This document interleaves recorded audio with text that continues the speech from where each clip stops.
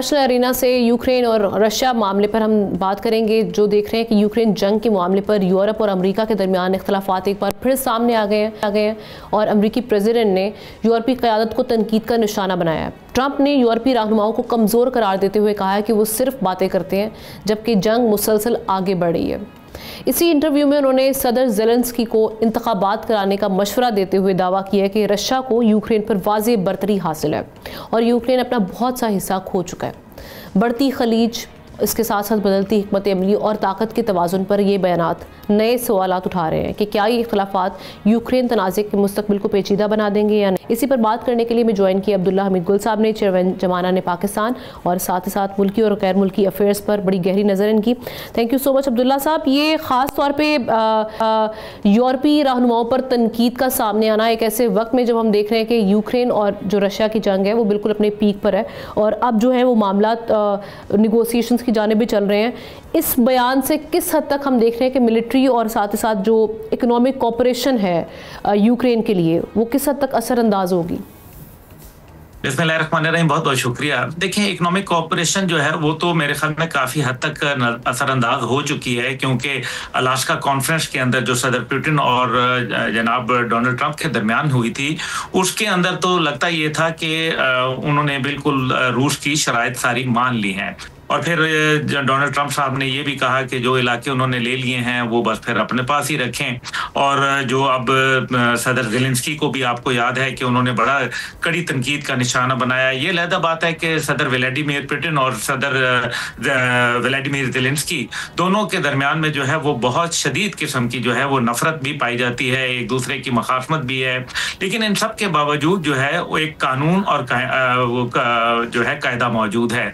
Ukraine का कानून जो है वो ये कहता है कि हर साल जो है वो हर 5 साल के बाद आपको इलेक्शन कराने पड़ेंगे और मार्च का आखिरी हफ्ता जो है वो उसको इस्तेमाल किया जाएगा। अब जो आखिरी इलेक्शन हुआ वो 2019 31 मार्च को हुआ, जिसके अंदर तकरीबन उस टाइम पे वॉर से पहले, जो जंग से पहले की आबादी थी, वो तकरीबन उनकी जो है वो 41 मिलियन थी, यानी कि 4 करोड़ 10 लाख लोग। लेकिन अब जो जराए हैं वो ये कह रहे हैं कि तकरीबन ये बहुत सारे लोग क्योंकि मुल्क छोड़ गए हैं, नकल मकानी कर गए हैं, तो ये इलेक्शन जो है तकरीबन 1 साल और 9 महीने ऑलरेडी डिले हो चुका है। और उनके कानून और कायदे के मुताबिक जो है सदर ज़ेलेंस्की वैसे ही जो है वो एक जुर्म के मुर्तकिब हो गए हैं। और शायद प्रेसिडेंट ट्रंप ने जो बात कही है वो भी इसी तनाजर के अंदर की है, क्योंकि प्रेसिडेंट ट्रंप जो है वो उनका ज़ेलेंस्की के साथ जो पहला ओवल ऑफिस के अंदर जो मुलाकात हुई थी व्हाइट हाउस के अंदर, वो कोई अच्छी नहीं रही थी। और आपको पता है कि काफी उन्होंने उनकी जो है क्लास ले ली थी और बड़े ही मेरे ख्याल में काफी डेरोगेटरी रिमार्क्स जो थे वो पास किए, जिसकी बुनियाद के ऊपर यूरोपियन यूनियन ने जो है इसके ऊपर एतराज किया। और फिर बरतानिया के अंदर जो है वो कीयर स्टारमर साहब ने, जो कि उनके वजीर आजम हैं, उन्होंने एक हंगामी इजलास बुलाया और कहा कि जी हम तो यूक्रेन की अलहदा से मदद करेंगे। लेकिन तमाम लोग जब वहां बैठे तो उनको ये पता चला कि उनके पास टोटल 3,27,000 ट्रुप्स मौजूद हैं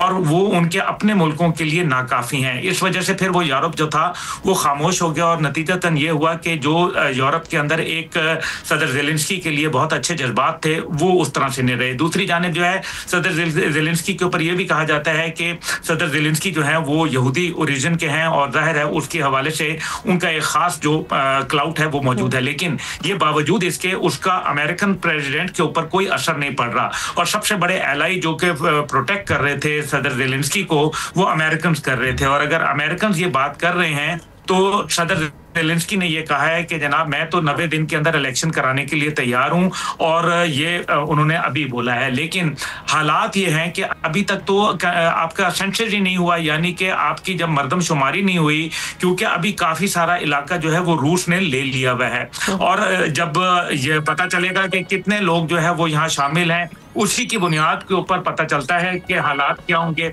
अगर ऐसी सूरत हाल है तो फिर आप मुझे ये बताएं कि कैसे जो है ये फैसला होगा। वो 90 दिन की बात तो कर रहे हैं, लेकिन ज़ेलेंस्की साहब को ये अच्छी तरीके से पता है कि वो गलत बयानी से काम ले रहे हैं, क्योंकि अगर इतने लोग वहां मौजूद हैं, ये 4 मिलियन के ऊपर होगा, ये जो है वो 3 मिलियन के ऊपर होगा। और फिर इसके अंदर मजे की बात यह है कि इसके अंदर क्रीमियन का जो लोग हैं, जिसके अंदर वो क्रीमियन तातार उनको कहते हैं, ये तकरीबन 5 लाख से 20 लाख के दरमियान में जो है वो बताए जाते हैं। अब ये मुसलमान लोग हैं। अब ये देखें कि फिगर्स में कितनी बड़ी फर्क है कि कहीं 5 लाख कोट होता है तो कहीं 20 लाख कोट होता है। ये वो तमाम चीजें हैं जिसकी बुनियाद के ऊपर ज़ेलेंस्की जो है वो बुनियादी तौर पे गलत बयानी से काम ले रहे हैं, और मैं समझता हूं कि ये दरार अमेरिका और जो यूक्रेन है उसके दरमियान में मजीद खलीज इख्तियार करेगी। और जाहिर है ये बात करके उन्होंने अवाम को भी जो है वो मेरे ख्याल में एक उनको याद कराया है कि उनके मुल्क में इलेक्शन होते थे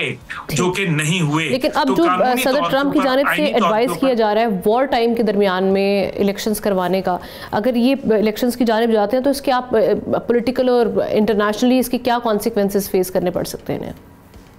देखिए, इसके पॉलिटिकल कॉन्सिक्वेंसेस जो हैं वो तो जाहिर है ये वॉर टाइम के अंदर करवाना इलेक्शन जो है वो खाला जी का घर नहीं है, क्योंकि सिक्योरिटी कंसर्न्स हैं और बहुत सारे मामलात हैं। फिर उनका जो कानून है वो ये भी कहता है कि $90,000 जो है वो आपको अर्नेस्ट मनी जमा करवानी पड़ेगी।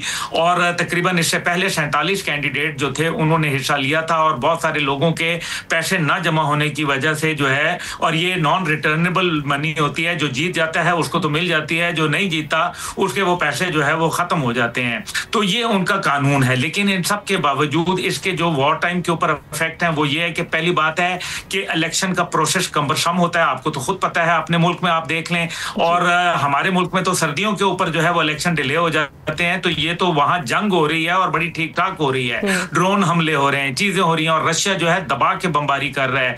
इस बुनियाद के ऊपर वहां इलेक्शन होना मेरे ख्याल में बहुत मुश्किल है। लेकिन अगर वो इलेक्शन करा भी लेते हैं तो इसकी इंटरनेशनल एप्लीकेशंस जो है वो मेरे ख्याल में बड़ी मुश्किल हो जाएंगी, क्योंकि जाहिर है वहां एक रूस का असर जो है वो भी मौजूद है, और साथ ही साथ जो है वो रूस के हवाले से एक मुतजाद राय भी वहां पाई जाती है। तो ये इलेक्शन जो है बड़ी डाइसी चीज हो जाएगी, क्योंकि इसके अंदर जो है इंटरनेशनल तमाम दुनिया के जो इदारे हैं उनका फोकस जो है वो इस इलेक्शन के ऊपर होगा। और जाहिर है अमेरिका जो है वो ये नहीं चाहेगा कि सदर ज़ेलेंस्की जो है वो इलेक्शन जीत के दोबारा आए, क्योंकि जो अभी हालात नजर आ रहे हैं उसके अंदर सदर ज़ेलेंस्की को जिस तरीके से कपड़ों के ऊपर भी आपको याद है कि उन्होंने कहा कि तुम ये क्या जो है वर्दी पहन के फिर रहे हो, तो तुम अपने जो है कोई नॉर्मल कपड़े पहनो।